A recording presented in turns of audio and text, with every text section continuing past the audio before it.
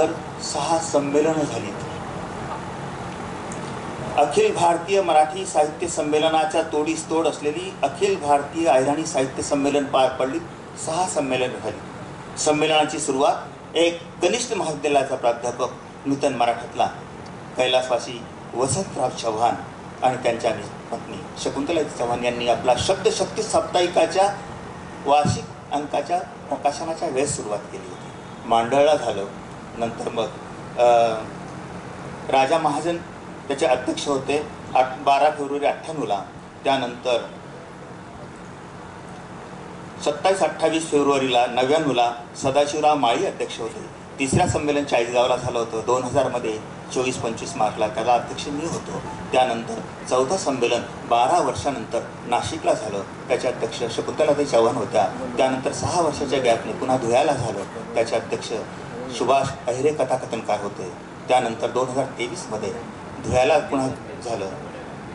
त्याचे अध्यक्ष रमेश बोरसे होते. ही 6 संमेलनं चांगली मराठीच्या तोडीस तोड असलेली सुरू झाली.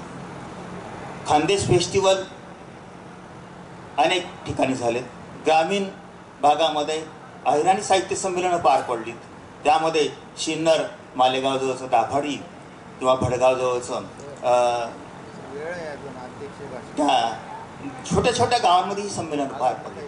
ही झाली संमेलनांची कथा. नियतकाली आणि वृत्तपत्राच्या बाबतीत जर विचार केला तर नियतकालिक ही अहिराणी बोलीतून छापायला सुरुवात झाली 100%. 2000 साधारणतः 1मध्ये कापडण्याचे रामदास वाघ यांनी गावशिव मासिकाला सुरुवात केली.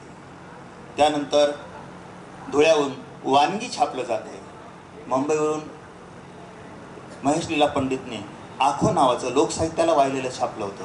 ओरिसामधून 100 भाषेमधून प्रकाशित होणारं, त्यामध्ये अहिराणी भाषेतून सुद्धा एक प्रकाशित होणारं लाडकी ताई महपात्रा यांनी ते छापलं होतं. म्हणजे नियतकालिक आणि वृत्तपत्राचं जर तुम्ही म्हणाल, वृत्तपत्रामध्ये अनेक अहिराणी सदरं सुरू झाली होती. राजा महाजनांचं सोनसाखळी होतं, रमेश बोरसेंचं अप्पाण्या गप्पा होतं, भगवान पाटलांचं चांगभलं होतं, आनंदा पाटलांचं चावडी, सुभाष अहिरेंचं गावनं गावपण, संजीव गिरासेंचं गणगोत, गोकू बागुलांचं ठिकाणा भाऊ, मनी अनुभवाच्या खाणी हे गुंजाळांचं, अशी अनेक सदरं अहिराणीतून सुरू झाली. म्हणजे वृत्तपत्र आणि नियतकालिक यामध्ये अहिराणी आली. दृकश्राव्य माध्यमांचा जर विचार केला, आधी सुरुवातीला सीडीचा जमाना होता, कॅसेटचा जमाना होता. त्यावेळेला भरपूर कॅसेट तयार झाल्यात आणि आता मेल, इंटरनेट आणि यामुळे जो अहिराणीचा भरभराट होऊ घातली आहे, मराठीच्या ती एक पाऊल पुढे गेली आहे. मराठीतून दिवसाकाठी 8 व्हिडिओ होत असतील तर अहिराणीतून दिवसाकाठी 16 व्हिडिओ होतात यूट्यूबवर. म्हणजे अहिराणीची ही जी वाटचाल आहे मराठीच्याही पुढे आहे. आणि नेमकी ही भीती आता वाटते, मराठीकडे दुर्लक्ष होतंय का? एवढंच नाही तर अहिराणीमध्ये आता तुम्ही ऐकलं असेल, कॅलेंडर, दिनदर्शिका सुद्धा अहिराणीतून छापायला लागलं. एवढंच नाही, गावागावातून लग्नपत्रिका या अहिराणीतून छापायला लागल्या.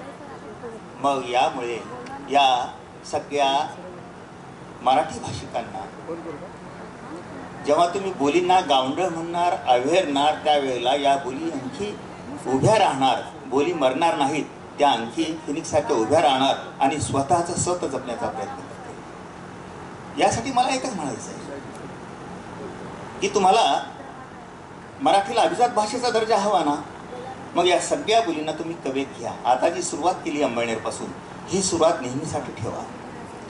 यामुळे काय होणार आहे, तुमचा शब्दसाठा हा कित्येक पटीने वाढेल.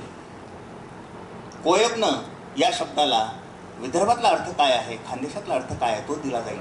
डवरनं या शब्दाला, एवढंच नाही हो, एक वेळ मी आवा शब्दाचे अर्थ लिहिले होते. बीजेपीचा एक कार्यकर्ता माझ्यावर सरफडला ना, अरे म्हणे तुम्ही प्राध्यापक आहात की मास्तर आहात, काय हे काय संस्कार आहेत का, हे काय असं तुम्ही लिहिता का? आवा विदर्भामध्ये शब्द आहे भातकं किंवा खाऊ. लहान मुलांना जो खाऊ देतो, लहान मुलं जर रडायला लागली तर त्याला आपण सहज म्हणतो आवा देतो. पण खानदेशमध्ये आवा म्हणजे बोळगे भाजण्याची ती भट्टी, कुंभाराची भट्टी, मोठा हा जो जाळ करून त्यामध्ये मडके भाजले जातात, ती भट्टी म्हणजे आवा. मोठी चूल लग्न कार्याच्या वेळेस केली जाणारी किंवा मडके भाजण्याची भट्टी. पण मराठवाड्यामध्ये आवा म्हणजे वेश्या. म्हणून तो कार्यकर्ता चरफडला. अरे म्हटलं, तुझ्याकडे जर समजा सुनबाई विदर्भातली गेली तू आणि मुलं रडत असेल, सुनबाईने म्हटलं त्या पोराला आवा द्या. याच्यासाठी तुम्हाला राजकारण करायचं असेल तर सगळ्या बोलींचं ज्ञान असणं आवश्यक आहे. तुम्हाला मेडिकलला जायचं असेल, खेड्यातला माणूस म्हणतो त्याला आगरू झाय, आगरू नाकाला एक दुर्गंधी येणं, पिनस या आजाराला आगरू हा शब्द. त्याला हायदा झाया, त्याला कावीळ झाला, हे सांगण्यासाठी त्या डॉक्टरला जर प्रॅक्टिस करायची असेल खेड्यापाड्यात, म्हणजे तुम्हाला प्रमाण मराठी प्रामाण्य हरून बसली. हे मी यासाठी म्हणतोय की ती मराठी विकास संस्थेचा जो उद्देश आहे, जनसामान्यांपर्यंत मराठी गेली पाहिजे. जनसामान्यांपर्यंत मराठी तेव्हाच जाईल तेव्हा तुम्ही जनसामान्यांची संस्कृती जवळ कराल, त्यांचे शब्द जवळ कराल. म्हणजे मेडिकल फील्ड असो किंवा कोर्टाची जरी भाषा असली, ती सुद्धा तुम्हाला या भाषिक शब्दावली स्वीकारणं अत्यंत आवश्यक आहे. माझे एक आजोबा होते वकील. केस अशी होती की मोटवाला विहिरीत पडला, म्हणजे त्याला कोणीतरी विहिरीमध्ये ढकलून दिलं होतं, मारून टाकलं होतं. मग तो वादविवाद होत असताना, पण मोठेला नाडा आणि सोंदड हे दोन दोर असतात हे जजला माहीत नाही.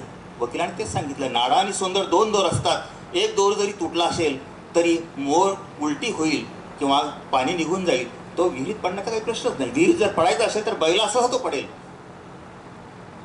आणि यावेळेस म्हणजे तुम्हाला संस्कृती जी आहे, बोली संस्कृतीत रुजलेली आहे, आणि तुम्हाला न्यायदान करायचं असेल, आरोग्यसेवा द्यायची असेल, कृषीमध्ये तुम्हाला उत्क्रांती करायची असेल, तर ती संस्कृती समजून घ्यावी लागेल, ती बोली समजून घ्यावी लागेल, लोकांना जवळ करावं लागेल. आणि आता ही आवश्यकता आपल्याला प्रमाण मराठीला भासते आहे आणि ते आता होऊ घातलंय असं या संमेलनावरून, या मळनेरच्या या 97 संमेलनापासून असं वाटतं. काही अहिराणी बोलीच्या अभ्यासाच्या कुतूहलापोटी आले असतील त्यांच्यासाठी एक सांगतो. हे अहिराणी बोलीमध्ये अहिराणी बोली शब्दकोश, मणिकोश, व्याकरण ही सगळी पुस्तकं आहेत स्वागत. पण अहिराणी बोलीचे एकूण 6 स्वर आहेत आणि 34 व्यंजन आहेत. अहिराणी बोलीमध्ये वारंवारीच्या दृष्टीने जर विचार केला, ठ, छ, न, म, ध आणि ह हे स्वनिम फारच थोड्या शब्दांमध्ये आढळून येतात.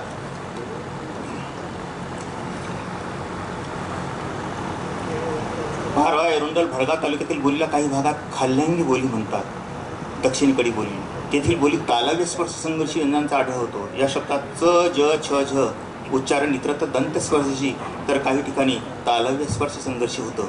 असे अनेक बारकावे प्रत्येक बोलीच्या संदर्भात सांगता येतील. रावेळ, भुसावळ, सावदापुरी सात लेवा पाटलांच्या बोलीमध्ये अहिराणी बोलीच्या संपर्कात असणारे स चा श छ करतात, य चा ड किंवा ळ चा ड करतात. अशा पद्धतीने या बोलीची वैशिष्ट्य तुम्हाला सांगता येतील.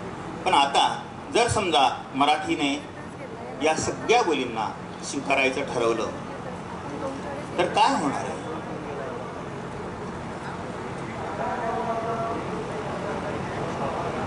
विनंती पलीकडे. हा मराठी बोलीने जर काय होतंय की मराठीने आत्तापर्यंत आम्हाला काय शिकवलंय? अहिराणी, खानदेशी, कोकणी ह्या मराठीच्या बोली आहेत. लेवा पाटील बोली किंवा कोकणी बोली किंवा अहिराणी बोली मराठीच्या बोली आहेत. ठीक आहे, त्यांनी ती मांडणी केली, पण तिचा अर्थ तुम्हाला ज्यापर्यंत जो सांगितला गेला तो चुकीचा सांगितला गेला. मराठीतून त्या निर्माण झालेल्या नाहीत. गंगा, यमुना, सरस्वती या समुद्राच्या उपनद्या आहेत, म्हणजे समुद्र त्यापासून तयार झाला का?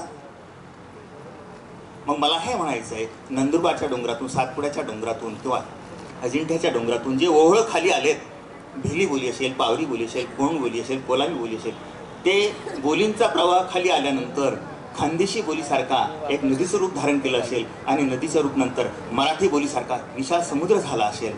मग त्यावेळेला तुम्ही मराठी ही सगळ्या बोलींपासून तयार झाली हे मान्य करा ना. आणि त्यावेळेला आमच्या बोलीची आम्हाला अस्मिता आहे. एक वेळ तुम्ही असं म्हणाल की तुम्ही खानदेशी अहिराणी बोली म्हणजे तुम्हाला देश तोडायचा आहे का? मुळीच नाही. तावडी बोली तुम्हाला वेगळा पट्टा करायचा काय? मुळीच नाही. आम्ही ते देशप्रेमापोटी बोलतो. देशप्रेम म्हणजे काय? आपली भाषा, आपली संस्कृती ही इतरांपेक्षा वेगळी आहे, तिचा अभिमान बाळगणं म्हणजे देशप्रेम. आणि आम्ही आमच्या बोलीचा, आमच्या संस्कृतीचा अभिमान बाळगतो म्हणजे आम्ही देशप्रेमीच आहोत. आणि हे जर सगळं केलं तर मराठीने एकच करायचं आहे की या सगळ्या बोली मराठीपासून निर्माण झालेल्या नाहीत, तर मराठी या बोलीतून निर्माण झाली आहे. तिला प्रामाण्य जे असेल प्रमाण ते आम्ही स्वीकारलं आणि प्रामाण्य झालं. आणि असं झाल्यानंतर तुम्ही फार तर हे म्हणू शकता मराठीचे प्रादेशिक प्रभेद आणि सामाजिक प्रभेद. मराठीच्या प्रादेशिक प्रभेदामध्ये तावडी बोली तुम्हाला टाकता येईल, नंदुरबारी बोली टाकता येईल, खाल्ल्यांनी बोली टाकता येईल, वरल्यांनी बोली टाकता येईल. आणि सामाजिक प्रभेदामध्ये ढिली बोली टाकता येईल, लेवा बोली टाकता येईल, अहिराणी बोली टाकता येईल. हे सामाजिक आणि प्रादेशिक पद्धती म्हणून ते मान्य करा. आणि या सगळ्या बोली मराठीतून निर्माण झाल्या असं म्हणण्याऐवजी या सगळ्या बोलीतून प्रमाण मराठी तयार झाली आहे असं मांडणी करा. यामुळे काय होईल, खेड्यातला जो बुजतो ऱ्हस्व दीर्घ करण्यासाठी अहिराणी शब्द आला का तो ते दुरुस्त करण्याचे वेगवेगळे प्रकार करतो आणि त्या ग्रामीण भागातल्या लेखकाची कवीची लेखणी तेथेच मोडली जाते.